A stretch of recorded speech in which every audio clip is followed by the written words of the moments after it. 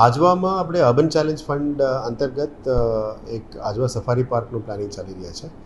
એમાં 3 ફેઝનું ડેવલપમેન્ટ માટે વાત કરી છે. પહેલાં એક પ્રોટેક્શન કોન્ઝર્વેશન માટે જે સેન્ટ્રલ ઝૂ ઓથોરિટી તરફથી જે મંજૂરી મળી છે એના આધારે આપણે એક્સોટિક ઝૂ એનિમલ્સ અને બાકીના એનિમલ્સની પ્રોટેક્શન કોન્ઝર્વેશન અને એજ્યુકેશન માટે એક સફારી પાર્કનું પ્લાનિંગ ચાલી રહ્યા છે. બીજું છે એક રેક્રિએશન ઝોન, જેમાં કન્વેન્શન અને ઇન્ટરેક્શન અને એજ્યુકેશનલ પર્પઝ માટે એક એજ્યુકેશનલ ઝોન ક્રિએટ કરવાની છે. અને ત્રીજું છે પીપીપી મોડમાં કોઈ પણ હોટલ રિઝોર્ટ્સ જે કરવાનું છે એ બાબતનું કરવાનું છે.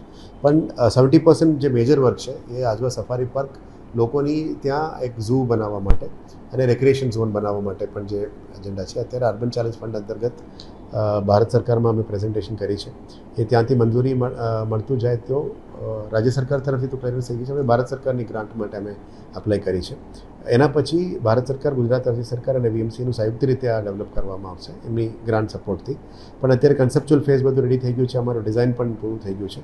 એટલે ત્યાં એક ફર્સ્ટ ઇનિશિયલ ફેઝમાં અમે એક્વેરિયમ, એક મોટું એક્વેરિયમ પ્લાનિંગ કરી રહ્યા છે. આ મોટા aquarium will be one of the highlight અહીંયા વડોદરામાં લાવવા માટે પ્રયત્ન કરી રહ્યા છે. એટલે જ આવનારા દિવસોમાં Ajwa safari park, aquarium, recreation zone, education zone અલગ અલગ ફેઝીસમાં એનું 5 વર્ષ માટે પ્લાનિંગમાં લઈ રહ્યા છે.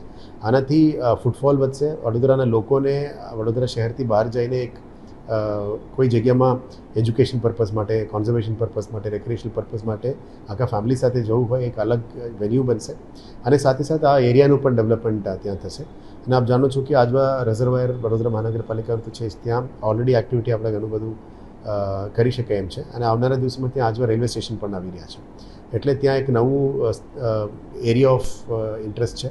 એટલે રેલવે સ્ટેશન પણ આવી જવાના છે, ડબલિંગ ઓફ રેલવે લાઇન પણ ચાલી રહ્યા છે અને સાથે સાથે આ ઝોન પણ ડેવલપ કરવાની છે. એટલે આવનારા દિવસોમાં વડોદરા શહેરથી બહાર એક પેરેલલ નાનકડા શહેર જેવું જ ત્યાં આવવાની શક્યતા છે. એટલે ધીરે ધીરે આ ડેવલપમેન્ટ થશે. પણ ઇનિશિયલમાં અમે એક્વેરિયમથી શરૂ કરવાનું નક્કી કર્યું છે અને સેન્ટ્રલ ઝૂ ઓથોરિટીને અપ્રુવલ લઈને એક એનિમલ્સથી પણ ત્યાં હાઉસિંગ કરવાનું કીધું છે. જેથી કરીને અત્યારે કોમ્પાઉન્ડ વોલ બનાવવાની કામગીરી પણ અમે અપ્રુવલ આપી દીધી છે. ફેઝ વાઇઝ આ ડેવલપમેન્ટ કરવાના છે. આશા રાખીએ કે આ ડેવલપમેન્ટથી વડોદરા શહેરમાં પણ એક નવું ઓળખ આજવા સફારી પાર્કનું મળે એવા અમે આશા રાખીએ છીએ. લેઝર શો ફ્યુચર પ્લાનમાં છે, પણ ફર્સ્ટ ફેઝમાં નથી. ફર્સ્ટ ફેઝમાં એક્વેરિયમથી શરૂ કરવાના છે. પણ યસ, ફ્યુચરમાં ત્યાં લેઝર શો, કારણ કે લેક ફ્રન્ટ છે, આ બધું આપણે અમદાવાદમાં, સુરતમાં, ડુમસ અથવા કાંકરિયા જેવું જગ્યામાં આ બધું છે જ.